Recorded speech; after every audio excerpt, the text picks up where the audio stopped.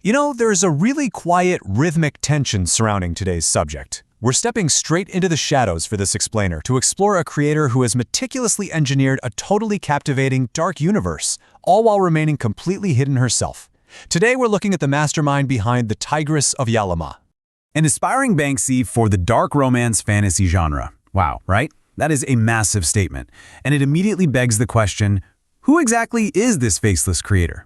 In an era where everyone is constantly in front of a camera, this writer operates with an intentional, almost surgical degree of mystique. Her dark aesthetic, her shadow profile, her stories, they're all meant to speak entirely for themselves. So, how do we understand an author who absolutely refuses to show her face? Well, we look at the clues she leaves behind. Section 1. The Enigma's Desk. Since we can't see her face, we kind of have to define her by these highly specific, elegant details of her workspace. Picture this dark, moody environment, just heavy with atmosphere. It's covered in these towering stacks of meticulous research, which tells us we're dealing with a mind that doesn't just write fantasy, she literally engineers it. And right there in the center of it all, a steaming cup of white and creamy coffee. But notice this detail. It's poured, not stirred. It's this incredibly precise, calculated approach to even the tiniest things that tells us so much about how she constructs her worlds. But she isn't entirely alone in the shadows. Meet the resident muse, Sibyl, who is a very rare female ginger cat. The story goes that Sibyl actually appeared at her kitchen window as a stray kitten during this really biting winter cold spell, right around the time the debut novel was being drafted. After a few persistent visits, our mysterious author finally took her in.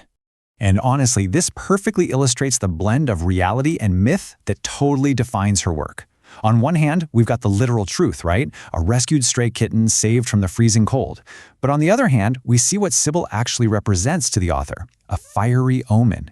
She's basically a miniature, walking version of the apex predator, the tigress, that was simultaneously taking shape on the pages of her manuscript. Sibyl wasn't just a rescue, she was a sign. Section 2. The Shadow Profile. Evolution of Zara.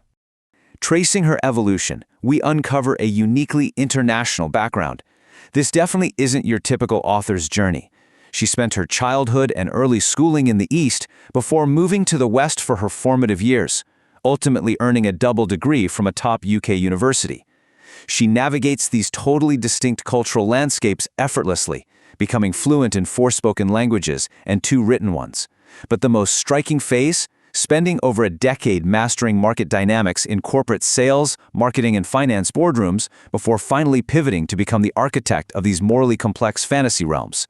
Now, during those early school years in the East, her name translated in the local dialect to Flower Goddess. It's this very delicate, beautiful moniker, but beneath it lies a formidable analytical mind that is absolutely fascinated by structure, language, and high-pressure strategy.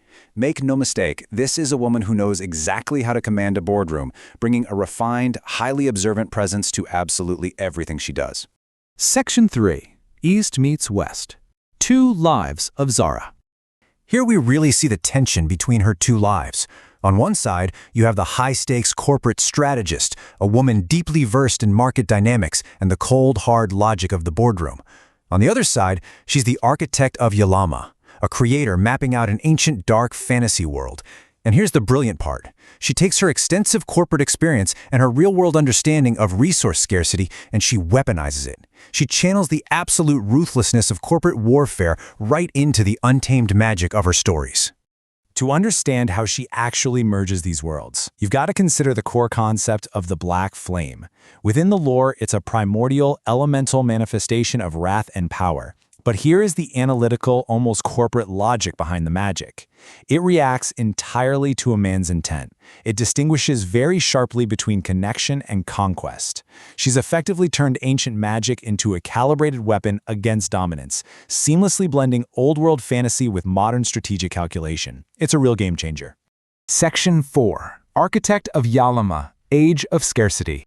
The universe she's meticulously constructed is brutal and, frankly, fascinating. It's set in the age of scarcity and conflict. We're looking at the oppressive, neon-lit streets of Yalama, driven by a deep clash of blood lineages and religious faith. But remember that corporate background we talked about? It is front and center here. The plot totally hinges on multi-million credit corporate schemes and elite manipulations, which ultimately trigger the catastrophic awakening of mythic apex predators. It's ancient lore violently colliding with a modern dystopia. And that epic collision is perfectly embodied by these two characters. On one side we have Hazalia, or Hazi, a desperate, disgraced mother deployed as disposable bait in a siren white silk dress who ultimately transforms into the mythic tigress. And on the other side, Zhang Rong, the dragon. He's an exceptionally tall, imposing billionaire investor who dictates survival with cold precision and absolute authority. The high-stakes power struggle and raw human intimacy between them is the absolute perfect reflection of the author's own East meets West, corporate meets fantasy dynamic. Section 5. Reveal of the Tigress. Who is the mind? We've seen the dark, atmospheric desk. We've traced the shadow profile of the corporate strategist turned fantasy architect. We've even felt the heat of the black flame. So, who actually is the mind behind the tigress? Meet Zara Dewey, the Banksy of dark fantasy romance. From mastering the corporate boardroom to architecting the brutal, magical world of Yalama, she has poured her brilliant strategic mind into an incredible, epic saga.